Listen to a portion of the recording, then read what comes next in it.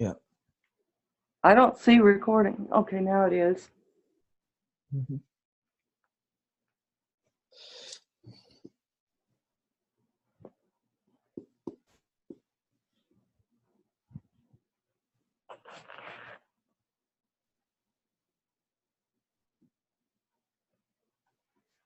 There's no music. Oh, you know what happened? Stop it. We're on. Yep, we're recording.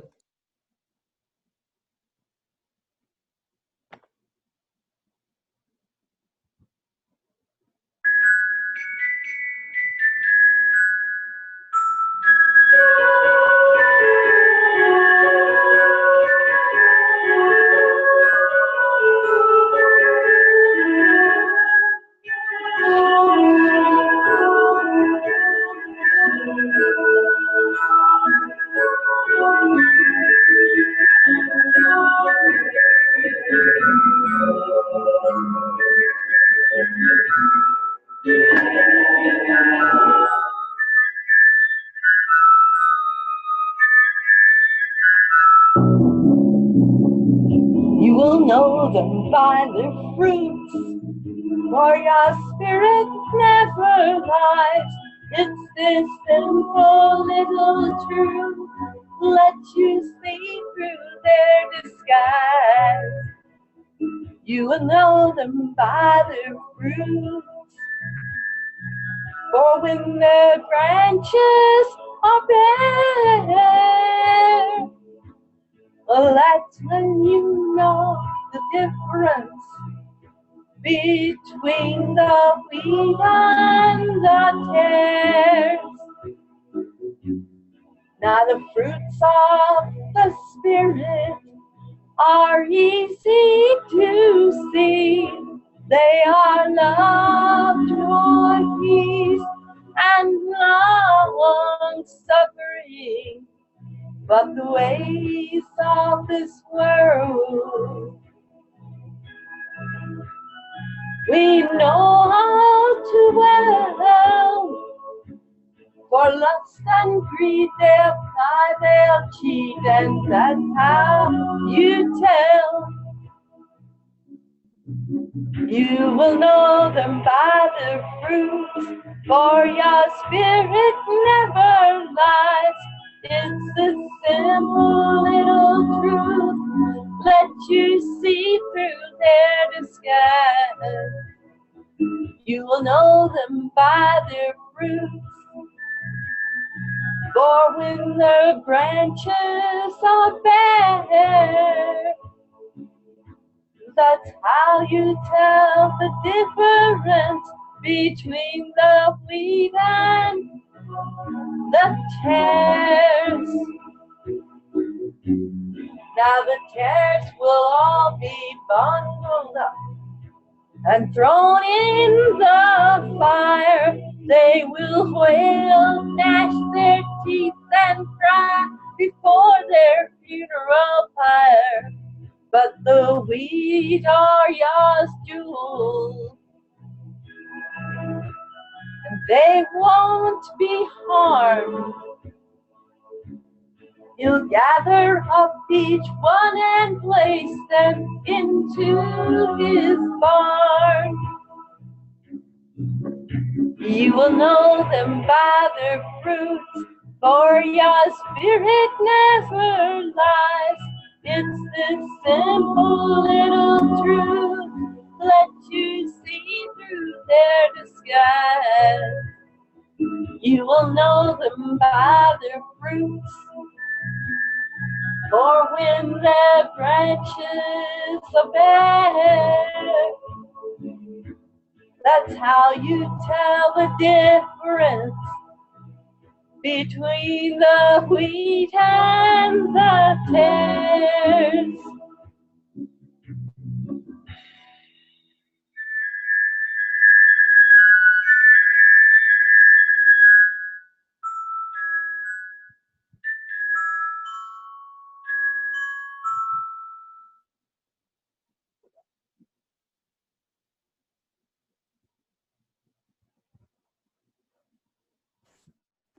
All right. That was great, Sister Shoshana. Very, very great job. Very true telling psalm for today's study. And so this is the Awakened by Yahuwah Assembly. I'm Brother Doug. That was my sister Shoshana singing, "You will know them by their fruits." We have a new brother with us today, Todd Bowden. Our sister Sadie is with us, our sister Sally, and our brother Dennis. And so we are going to be doing a study today dealing with, it's called Who Arrives First? Who appears first, Yahusha or the Anti-Messiah? So we are going to be first going into Matthew 24:15-21. That is going to be Brother Todd. I'm going to let him read that to start us off. Okay. Let's see, 15-21. Let's see, the Great Tribulation. Therefore, when you see the abomination of desolation spoken by Daniel the prophet standing in the holy place, whoever reads, let him understand. Then let those who are in Judea flee to the mountains. Let him who is on the housetop not go down to take anything out of his house, and let him who is in the field not go back to get his clothes. But woe to those who are pregnant and to those who are nursing babies in those days, and pray that your flight may not be in winter or on the Sabbath. For there will be great tribulation, such has not been seen, such has not been since the beginning of the world, until this time, no, nor ever shall be. Awesome, brother. Great job. So as you can see here, he's giving you the events of the Great Tribulation, the abomination of desolation, and he's talking about these events happening first. He hasn't even talking about his return yet. Notice that. Okay, so he's giving you these events beforehand before he even gets to the point of talking about when the Son of Man will be returning. So, and also now I'm going to ask my sister Shoshana to read 2 Thessalonians chapter 2, verses 3-12. And so I'll let her follow here. Okay, 2 Thessalonians chapter 2. I'm going to start with verse 2. Not to become easily unsettled in mind or troubled either by spirit or by word or by letter as if from us, as if the day of Yahuwah had come. Let no one deceive you in any way, because the falling away is to come first, and the man of lawlessness is to be revealed, the son of destruction, who opposes and exalts himself above all that is called Almighty, that is worshipped, so that he sits as Yahuwah in the Mishkan of Yahuwah, showing himself that he is Yahuwah Almighty. Do you not remember that I told you this while I was still with you? And now you know what restrains for him to be revealed in his time. But for the secret of lawlessness is already at work. Only until he who now restrains comes out of the midst, and then the lawless one shall be revealed, whom Yahusha shall consume with the ruach of his mouth, and bring to naught with the manifestation of his coming. The coming is against the working of Satan, with all his power and signs and wonders of falsehood, and with all deceit of unrighteousness in those perishing, because they did not receive the love of the truth in order for them to be saved. And for this reason, Yahuwah sends them a working of delusion for them to believe the falsehood. And I believe that falsehood is that aliens created us, in order that all should be damned who did not believe the truth, but have delighted in unrighteousness.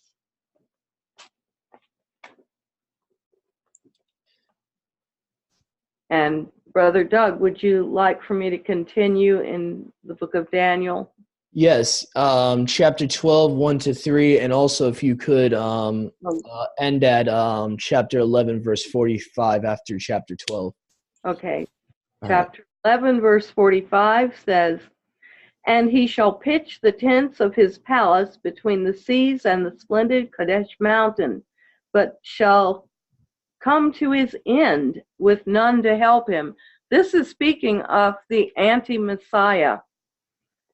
"Now at that time Michael shall stand up, the great head who is standing over the sons of your people. And there shall be a time of great tribulation, such as never was since there was a nation until that time. And at that time your people shall be delivered, every one who is found written in the book." And that would be the 144,000. "And many of those who sleep in the dust of the earth will wake up, some to everlasting life, and some to reproaches, everlasting abhorrence, the lake of fire. And those who have insight shall shine like the brightness of the expanse or the firmament. And those who lead many to righteousness like the stars forever and ever."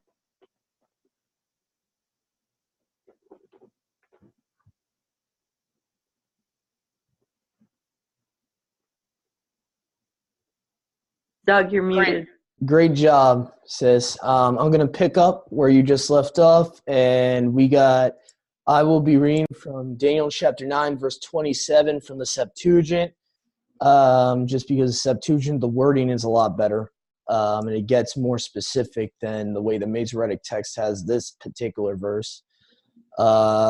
See here. So Daniel chapter 9, verse 27, I'm reading from the Brenton's English translation of the Greek Septuagint. It says, "And 1 week shall establish the covenant with many." I believe this is literally referring to a world peace treaty that will include also Israel and Palestine, as we see is happening soon. "And in the midst of the week, my sacrifice and drink offering shall be taken away." So this means that he's going to establish a false Aaronic Levitical priesthood, counterfeit, and then he's going to stop it. He's going to put an end to the sacrifices. "And on the temple shall be the abomination of desolations. At the end of time, an end shall be put to the desolation," meaning in the end times, he shall be destroyed, the anti-Messiah. So the abomination and desolation will be put to an end. If I may interrupt for just 1 second, I believe that this covenant is going to be the Noahide laws. There's been a lot of discussion about this on the internet, and it's come to mind, I believe Yahusha's spirit at work, that this may well be the one world religion that they will establish, and the covenant. That's a very high possibility. It's a very likely possibility that it will be. Okay, let me make sure I'm following along here. All right, Brother Dennis, can you please read our next cross-reference, Matthew 24, verses 21 to 29? I can. Okay. Let's see, Matthew 24. Let's see, we get there.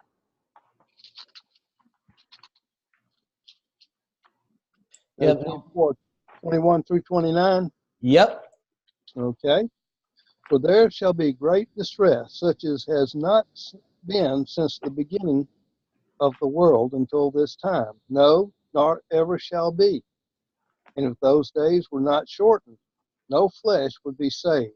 But for the sake of the chosen ones, those days shall be shortened. If anyone then says to you, 'Look, here is the Messiah,' or 'There,' do not believe. For false messiahs and false prophets shall rise, and they shall show great signs and wonders, so as to lead astray, if possible, even the chosen ones. See, I have forewarned you. So if they say to you, 'Look, he is in the desert. Do not go out. Or look, he is in the inner room. Do not believe. Whereas the lightning comes from the east and shines to the west, so also shall the coming of the Son of Adam be. For wherever the dead body is, there the eagle shall be gathered together.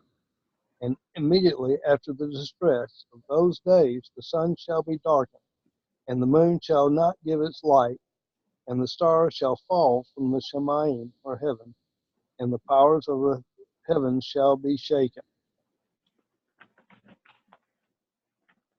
And that comes straight from Joel 2.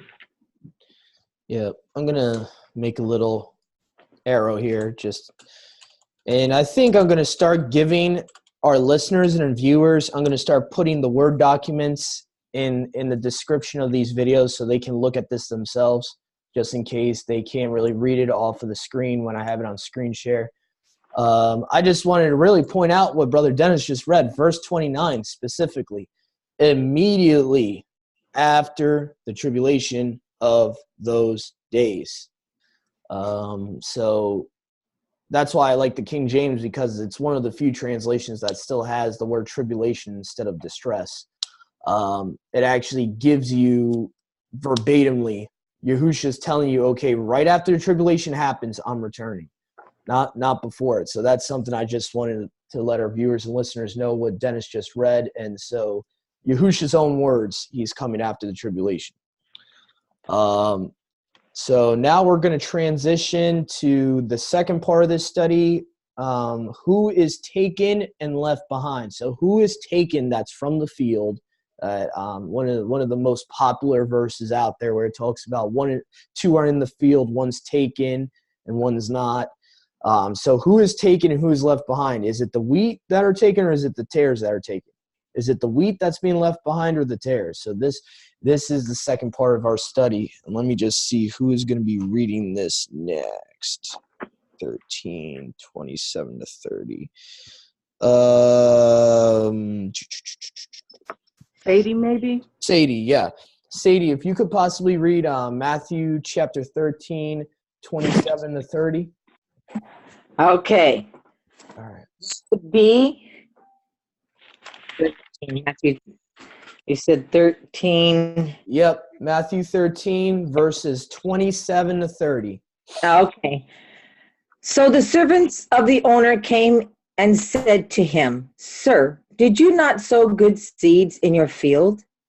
How then does it have tares?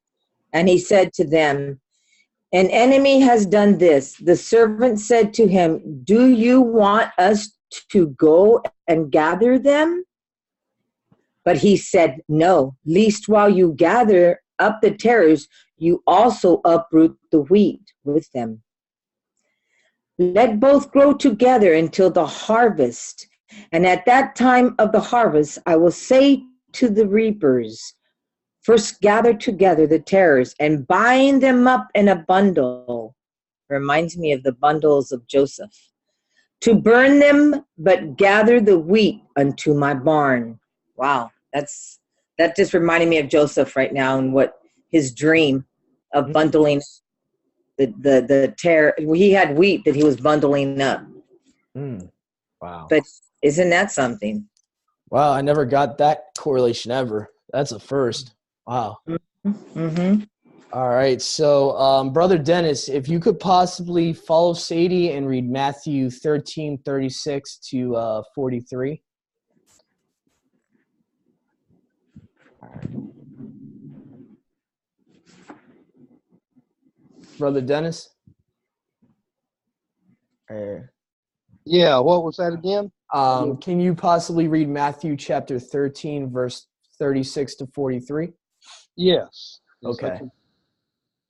Then, having sent the crowds away, Yahusha went to the house, and his taught ones came to him, saying, Explain to us the parable of the darnel of the field.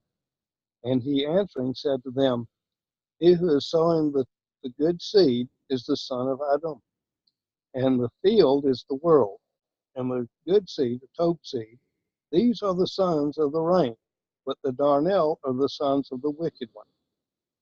And the enemy who sowed them is the devil, and the harvest is at the end of the age, and the reapers are the messengers.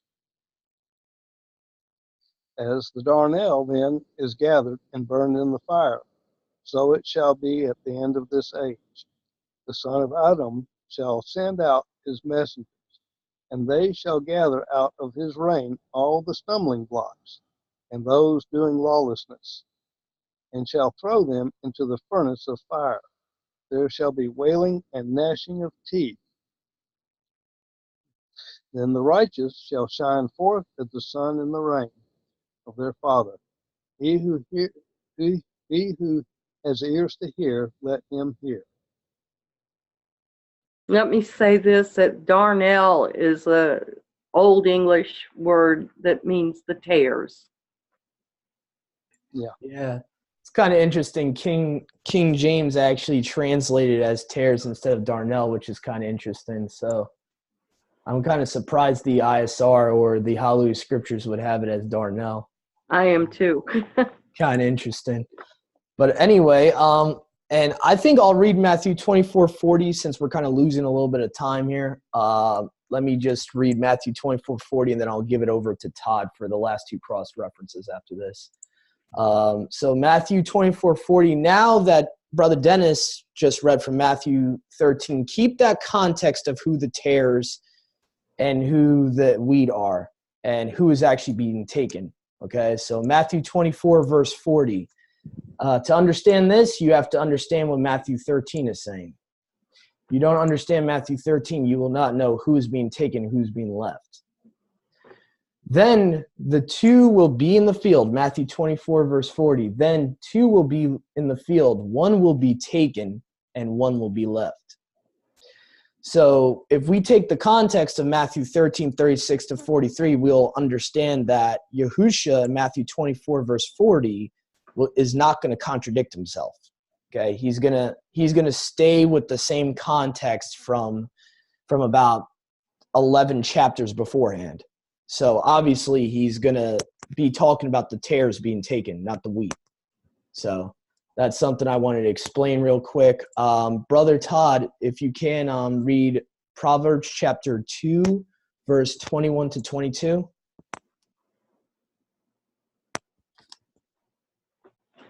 Okay. Yeah.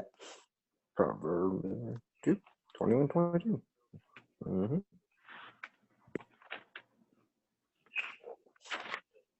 Mm-hmm. Had a crash of the old application. Proverbs 2, 21 to 22. Correct. For the upright will dwell in the land, and the blameless will remain in it. But the wicked will be cut off from the earth, and the unfaithful will be uprooted from it. That's it. Yep. And one more, Brother Todd, if you could possibly from your app read 1 Thessalonians chapter 4, verse 13 to 18. This is the last cross-reference we have in this study. Okay, no problem. 1 Thessalonians 4, 13 through 18. But I do not want you to be ignorant, brethren, considering those who have fallen asleep, lest you sorrow as others who have no hope. For if we believe that, and you pronounce just Jesus, or is there another way you pronounce that as well? Yahusha. Yeah, Yahusha. Yahusha. Rose again. Even so, and then God you pronounce Yahuwah. Yahuwah. I will get this. Will bring with him those who sleep in, oh gosh. That radio. In Messiah. All right, I'll help him out here because I know this is new to him. Let me see here. So I'll help you out here.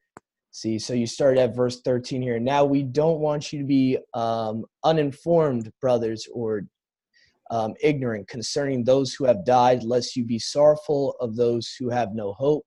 For if we believe that Yahusha died and rose again, thus also Yahuwah will bring with him those who die in Yahusha, or Messiah. Some will say Messiah in that verse. For this we say to you by the word of Yahuwah, that we who are alive and remain until the coming of Yahuwah shall by no means precede those who are dead, because Yahuwah himself, and actually let me make sure it's Yahuwah, because actually I think this is where it's, oh no, Yahusha himself, my bad. The Restored Name King James helps me out here. For Yahusha himself shall descend from the heaven with a shout, with the voice of the archangel, meaning Gabriel, or actually Michael, probably Michael the archangel, and with the trumpet of Yahuwah, and the dead in the Messiah shall rise first. Then we which are alive and remain, this is the key verse here, remain, left over, shall be caught up together with them in the clouds to meet the Master in the air, and so shall we ever be with the Master. Wherefore comfort one another with these words. Okay, so that was 1 Thessalonians chapter 4, verses 13 to 18. Thank you, Brother Todd. I know you're new to the set apart names and stuff, so that was very difficult for you, but you did a great job. I appreciate that. Yeah, no problem. So another thing before we get cut off here, because we got like a minute left, the other group that's not talked about here are in the wheat and the tares, because even though they're part of the wheat, they're a higher position in the kingdom. And there's a group called the 144,000, also known as the woman in the wilderness, that will not be going through the tribulation physically, because they will be actually in the wilderness. And that would be known as the greatest in the kingdom. You know, you can find that in Matthew chapter 5, verse 17 to 20. You can find that Yahusha talks about greatest and least in the kingdom. So basically the greatest in the kingdom would not have to deal with that. And we might do a part 2 video shortly to touch a little bit more on that. But this was who is taken and left behind, and who comes first, Yahusha or the anti-Messiah. Thank you for joining us today. We're going to do part 2 shortly to touch on the 144,000, the woman in the wilderness, just to explain it to anyone that's new to that. Thank you for joining us. Shalom. Shalom. All right. Let's see here. Shalom.